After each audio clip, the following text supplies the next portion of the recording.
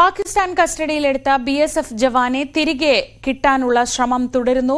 Flag meeting വഴി ചർച്ച തുടരുകയാണ്. അതിർത്തിയിൽ സേനകൾക്ക് ജാഗ്രതാ നിർദ്ദേശമുണ്ട്. രാഹുൽ ഗാന്ധിയും കരസേനാ മേധാവിയും ഇന്ന് കശ്മീരിലാണ് ഉള്ളത്. വിവരങ്ങളുമായി ന്യൂസ് ഡെസ്കിൽ നിന്ന് KP Abhilash. Abhilash, good morning. മൂന്നാം ദിവസം രാവിലെ എത്തുമ്പോൾ ഇരു രാജ്യങ്ങളും സംയമനം പാലിക്കണമെന്ന UN-ന്റെ നിർദ്ദേശം വരുന്നുണ്ട്. പക്ഷെ അപ്പോഴും പ്രകോപനങ്ങൾ ഇന്നലെയും ഉണ്ടായി. ഇന്നലെ ഉധംപൂരിൽ ഉണ്ടായ ഏറ്റുമുട്ടലിൽ ഒരു സൈനികന് വീരമൃത്യു ഉണ്ടായിട്ടുണ്ട്. അപ്പോൾ ആ പ്രകോപനങ്ങൾക്കപ്പുറത്തും തൽക്കാലം ഇന്ത്യ സംയമനം പാലിക്കുന്നു എന്നേ ഉള്ളൂ. അതിന് കൃത്യമായ തിരിച്ചടി ഉണ്ടാവും. ഈ BSF ജവാന്റെ കാര്യത്തിൽ ഇപ്പോൾ പുറത്തു വരുന്ന വിവരങ്ങൾ എന്തൊക്കെയാണ്?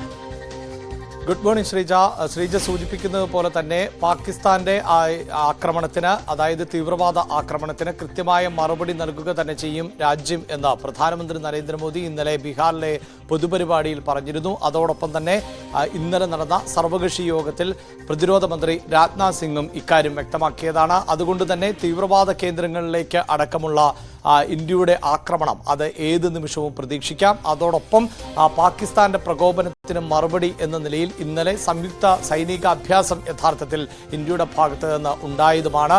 അങ്ങനെ ഇന്ത്യ തയ്യാറെടുത്ത് തന്നെയാണ് നിൽക്കുന്നത്. അതേസമയം പാകിസ്ഥാന്റെ ഭാഗത്ത് നിന്നാകട്ടെ കൂടുതൽ പ്രകോപനമുണ്ടാകുന്ന സമീപനവും നിലപാടുമാണ് ഇപ്പോൾ തുടരുന്നത്. അതിന്റെ ഭാഗമായിട്ടാണ് ഇന്ത്യയുടെ ജവാനെ ഇപ്പോൾ പാക് സൈന്യം പിടികൂടിയിട്ടുള്ളത്. അതിർത്തി കടന്നു വന്നു എന്നുള്ളതാണ് ഇപ്പോൾ പാക് സൈന്യത്തിന്റെ പ്രതികരണം. എന്നാൽ നമുക്കറിയാം ഇത് പഞ്ചാബ് അതിർത്തിയാണ്. പഞ്ചാബ് അതിർത്തിയെ സംബന്ധിച്ചിടത്തോളം അവിടെ വളരെ കൃത്യമായി അതിർത്തി മേഖലകളിൽ കാർഷിക മേഖലകൾ ഉണ്ട്. ഒരു ബോർഡറിന് അപ്പുറത്ത് പാകിസ്ഥാനിലെ കർഷകരും ഇപ്പുറത്ത് ഇന്ത്യൻ കർഷകരും കാർഷിക പ്രവൃത്തികളിൽ ഏർപ്പെടുന്ന മേഖല ആണ്. അത് സാധാരണ നിലയിൽ വലിയ സംഘർഷങ്ങൾ ഇല്ലാത്ത ഒരു മേഖല കൂടിയാണ്.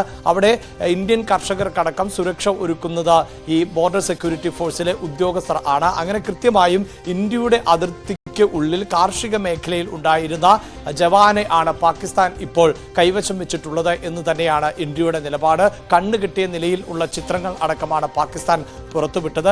ഈ ജവാനെ തിരിച്ചു കിട്ടണം എന്ന് ഇന്ത്യ ആവശ്യപ്പെടുകയും ചെയ്തിട്ടുണ്ട്.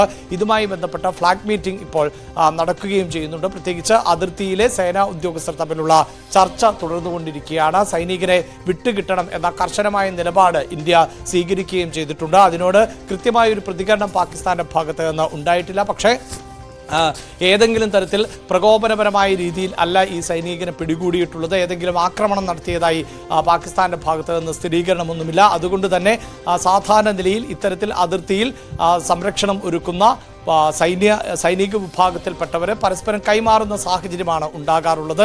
അതിൽ നിന്ന് വ്യത്യസ്തമായ ഒരു നിലപാട് ഇപ്പോൾ പാകിസ്ഥാന്റെ ഭാഗത്ത് നിന്ന് ഉണ്ടാകും എന്ന് നമുക്ക് പ്രതീക്ഷിക്കാനും സാധിക്കില്ല.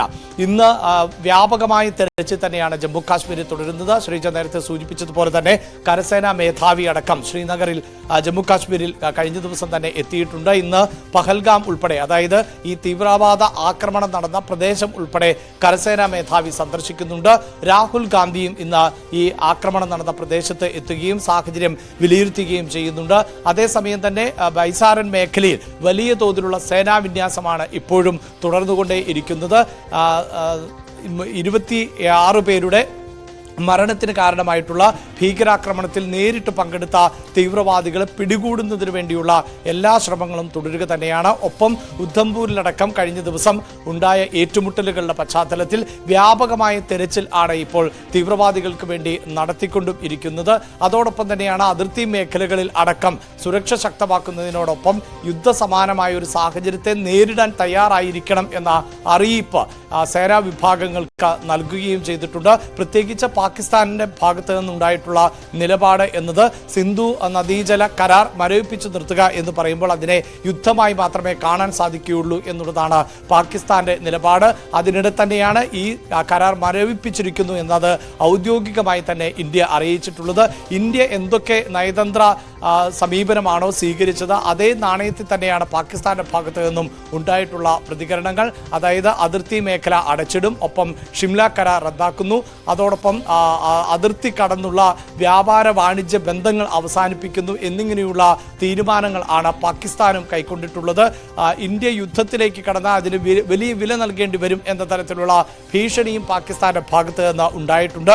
ഇതിനൊക്കെ ഔദ്യോഗികമായ തരത്തിലുള്ള പ്രതികരണങ്ങളും മറുപടികളും ഇന്ത്യയുടെ ഭാഗത്ത് നിന്ന് വരുന്നതേ ഉള്ളൂ.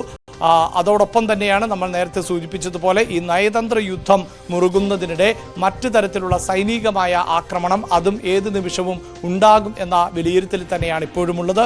ഒപ്പം ഈ ഭീകരാക്രമണത്തിൽ മരണപ്പെട്ടവരുടെ സംസ്കാര ചടങ്ങുകളൊക്കെ പൂർത്തിയായിക്കൊണ്ടിരിക്കുന്നു. അതിൽ മലയാളിയായ രാമചന്ദ്രന്റെ സംസ്കാരം ഇന്നാണ് നടക്കുന്നത്. അല്പസമയത്തിനകം പൊതുദർശനം ആരംഭിക്കുകയും ചെയ്യും. ശ്രീജ. ശരി, KP അഭിലാഷാണ് വിവരങ്ങൾ വിശദമായി നൽകിയത്. പഹൽഗാം ഭീകരാക്രമണം നടന്ന് 2 ദിവസം പിന്നീട് ഇന്ന് 3-ാം ദിവസമാണ്. 3-ാം ദിവസമാകുമ്പോഴേക്കും കാര്യങ്ങളുടെ ചിത്രമൊക്കെ വ്യക്തമാവുന്നുണ്ട്, പ്രതികരണങ്ങൾ വരുന്നുണ്ട്. നമുക്ക് ഈ ദിവസം മുഴുവൻ അത്തരം തുടർ പ്രതികരണങ്ങളിലേക്കും സൈന്യത്തിന്റെ ഭാഗത്തുനിന്നുള്ള നീക്കങ്ങളിലേക്കും ഒക്കെ തന്നെ ശ്രദ്ധയൂന്നാം.